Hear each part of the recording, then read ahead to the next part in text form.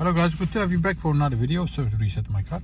In today's video I'm going to show you how you can reset the service indicator of an Opel Mokka. This one comes from 2017.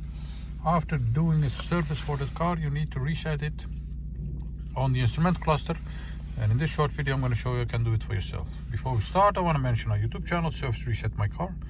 Have a look at the channel for more than 500 other videos on how to reset different model cars.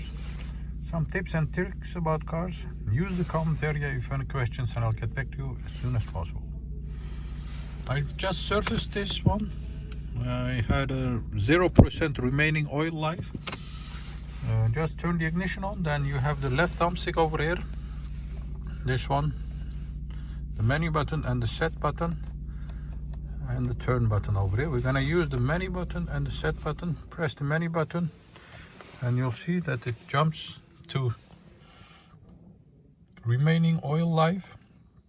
I've just reset it, so it's now on 100%.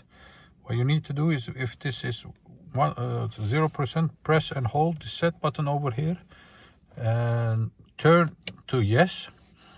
Press and hold it again and you'll see that it jumps to 100%. So once again, menu button, find remaining oil life, press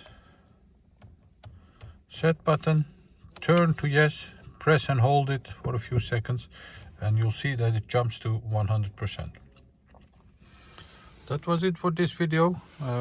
We would appreciate it if you subscribe to our channel. Give us a thumbs up if you like our videos and hope to see you next time in another video. Stay safe, take care. Bye bye.